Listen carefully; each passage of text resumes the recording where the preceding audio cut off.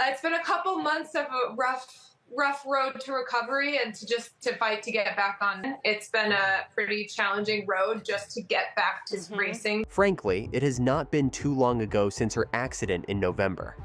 Months may have already passed, but she couldn't just up and go back to usual after a few days worth of recuperation.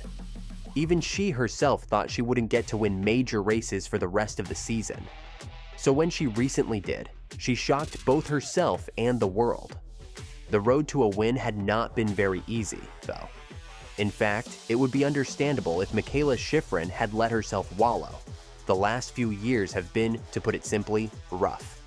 The sudden passing of her beloved dad, the struggles at the Beijing Olympics, the knee injury that cost her a chunk of last season. Then, in late November, the crash that cost her a chunk of her obliques, as well as valuable time on the World Cup circuit.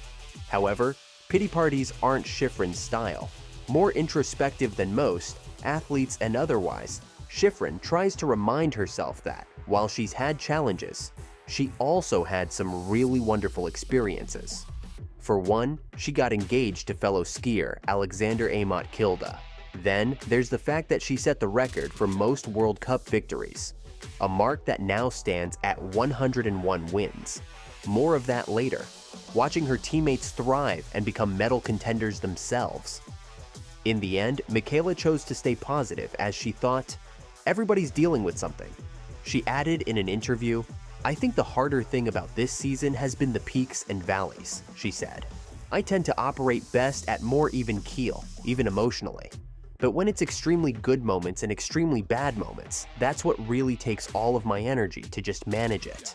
Unfortunately, the missed races, along with struggles in her first attempts at racing GS post-crash, dropped Shiffrin in the season-long point standings. That has the potential to add an additional challenge at the start of next season, because start positions are based on where you are in the standings. After all, the higher up in the points you are, the better your start position. The better your start position, the more chances you have for good results. The more good results you have, the better set up you are for the Milan Cortina Olympics. "We can't get those points soon enough," Shiffrin said. "So I'm kind of clawing tooth and nail in slalom to secure a better spot on the start list for GS.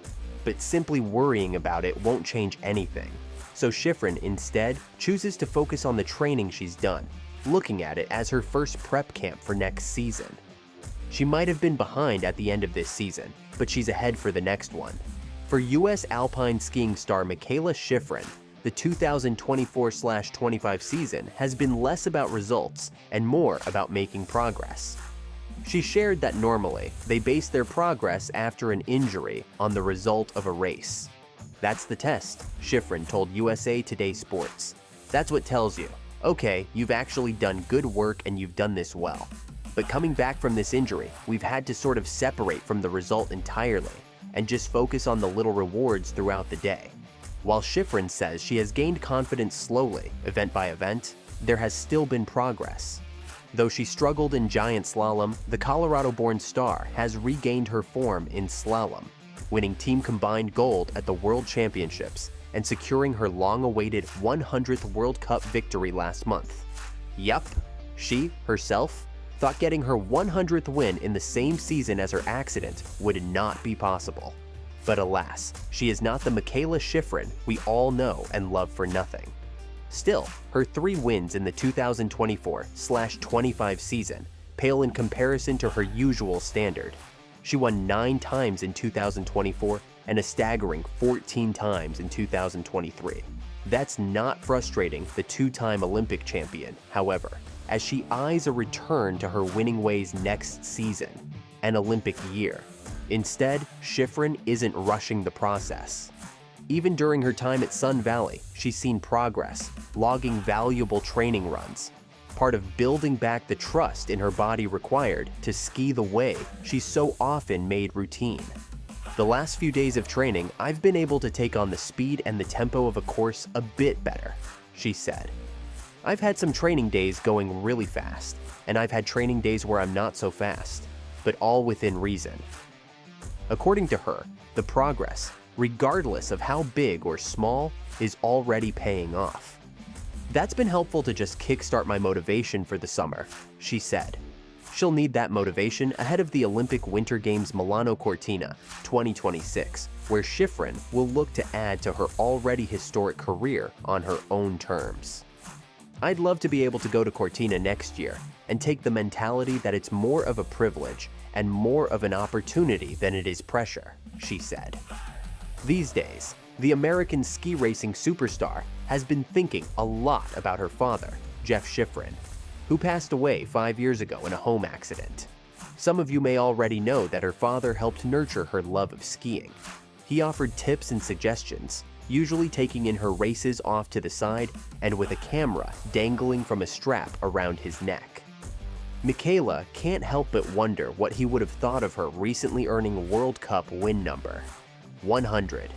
I just wish I could ask him, she said. As is no secret, this season has been so difficult for Shiffrin, as the two-time Olympic champion continues to work her way back from a crash during the giant slalom in Killington, Vermont. Not only will it leave her physical scars, but it caused emotional trauma too, leaving her with post-traumatic stress disorder in the GS. This led Mikaela to think about her father even more.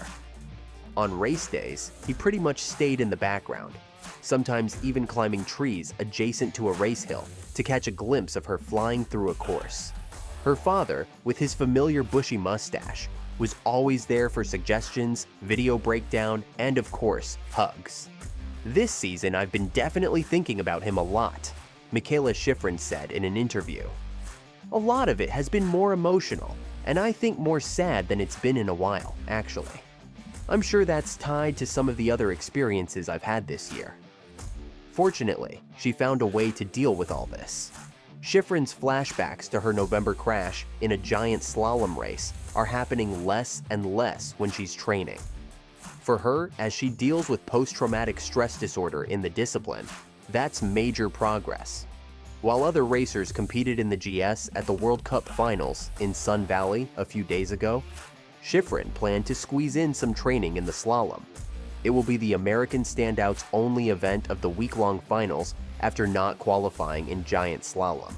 She skipped the giant slalom at World Championships and has raced the discipline 3 times since, with her best showing 25th place. My processing speed and the mind-body connection has come back in a great way, Shiffrin explained. Based on her most recent race results, this proved to be true. Because yes, Mikaela Shiffrin clinched the 101st victory of her legendary career. Shiffrin's 101st victory happened on home soil, during the 2025 World Cup Slalom Finals at Sun Valley, Idaho.